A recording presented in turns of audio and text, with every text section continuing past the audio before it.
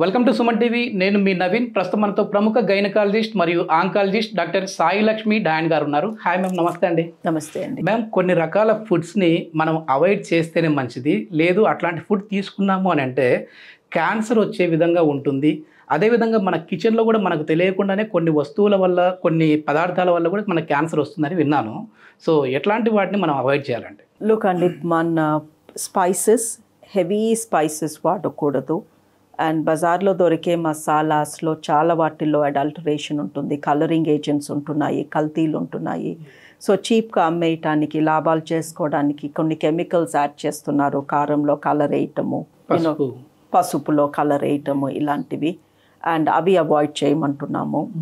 And రీఫ్రైయింగ్ things, ఏదన్నా burnt అంటే బాగా మాడిపోయేలాగా, మాడిపోయింది ఆర్ కాల్చినవి, ఎస్పెషలీ బార్బెక్యూడ్ మీట్స్, అవి మంచివి కావు. వాటిల్లో వచ్చే కెమికల్స్ కూడా కార్సినోజెన్స్ అంటున్నాము. ఓకే, మాడిపోయిన దాంట్లో కార్సినోజెన్స్ ఉంటాయండి? ఉంటాయండి. ఇప్పుడు బార్బెక్యూ అంటే మనము సీకుల పైన మటన్ని అవి కాలుస్తారు కదా, వాటిలో ఎక్కువ రిస్క్ ఆఫ్ క్యాన్సర్ ఉంటుంది. Okay okay. అదేవిధంగా మనం బయట చూస్తే ఈ ఆయిల్స్లో, మాడిపోయిన ఆయిల్స్లోనే మళ్ళీ చిప్స్ వేయించడం కావచ్చు, ఇట్లా చూస్తూ ఉంటాం మనము. సో దానివల్ల కూడా ఈ క్యాన్సర్ వచ్చే విధంగా ఉంటుందా? ఎస్ అండి. ఆయిల్ బాయిలింగ్ పాయింట్కి రీచ్ అయినప్పుడు, మరుగుతున్నప్పుడు దాంట్లో నుంచి కార్సినోజెన్స్ రిలీజ్ అవుతాయి. Okay okay. సో ఆయిల్ వాడినప్పుడు ఏది కూడా అంత ఎక్కువగా ఆయిల్ హీట్ అవసరం పడకూడదు. సో మనం ఏదైనా డీప్ ఫ్రై చేయాలి అంటే ఆయిల్ ఆ లెవెల్కి వెళ్ళాలి కదా. సో వెళ్ళినప్పుడు ఆ ఆయిల్లో నుంచి వచ్చే chemical can cause cancers. So మనం ఎంత డీప్ ఫ్రైడ్ ఫుడ్ తింటే అంత రిస్క్ పడుతున్నాము క్యాన్సర్కి. అండ్ యూజువలీ ఒకసారి అలా బాయిల్ అయిన ఆయిల్, మరిగిపోయిన ఆయిల్ని మళ్ళీ ఇంకొకసారి మరిగిస్తే రిస్క్ ఇంకా ఎక్కువ అవుతుంది. బికాస్ ఆల్రెడీ దాంట్లో కెమికల్స్ ఊరి ఉన్నాయి, మళ్ళీ మనం ఆ కెమికల్స్ని తీస్తున్నాము.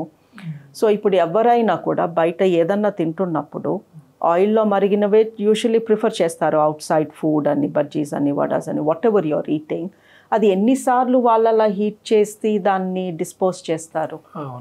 సో మనం any deep fried fruits, sweets కూడా అవ్వచ్చు అని, గులాబ్ జామున్, జలేబీ, అవన్నీ ఫ్రై అయ్యే కదా బయటకు వచ్చేవి. సో అలాంటివి తింటున్నప్పుడు మనకు ఒక ఐడియా ఉండాలి. 1, అది హై క్యాలరీ ఫుడ్.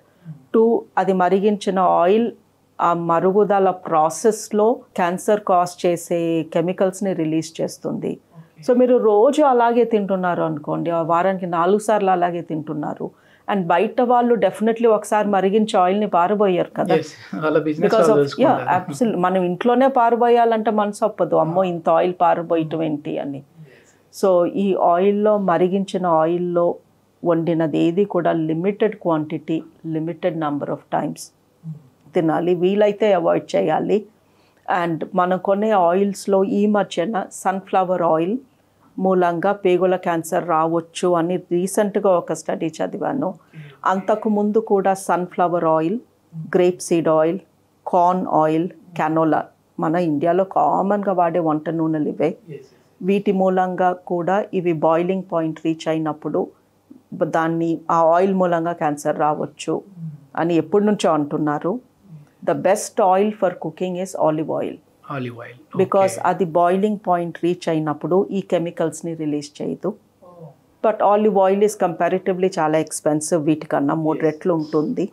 సో ఆ వండుకొని తినేటప్పుడు ఆలివ్ ఆయిల్ని వాడి లిమిటెడ్గా, 3 రెట్లు ఎక్కువ ఉంది కాబట్టి 3 రెట్లు తక్కువ తినండి, but use the correct oil. Peanut oil is meant to be good అండి, బికాస్ పీనట్ ఆయిల్కి కూడా సేమ్ ప్రాబ్లం ఉంది. అది కూడా బాయిలింగ్ పాయింట్ రీచ్ అయినప్పుడు, పల్లి నూనె, దాంట్లో నుంచి కూడా క్యాన్సర్ కాసింగ్ కెమికల్స్ వస్తాయి. బట్ పల్లి నూనెలో విటమిన్ ఈ ఉంటుంది కాబట్టి ఒక రకంగా కంపారిటివ్గా సన్ఫ్లవర్ ఆయిల్తో కంపేర్ చేస్తే మంచిది అంటున్నారు. సో ఇవన్నీ ఉన్నా కూడా మనకి ఏ ఆయిల్ అయినా అది మరిగించేసరికి దాంట్లో నుంచి చెడు, ఒకసారి మరిగించిన చెడు బయటకు వస్తుంది, ఎక్కువ సార్లు మరిగిస్తే ఇంకెక్కువ సార్లు బయటకు వస్తుంది. So basically deep fried food avoid చేసింది బెటర్.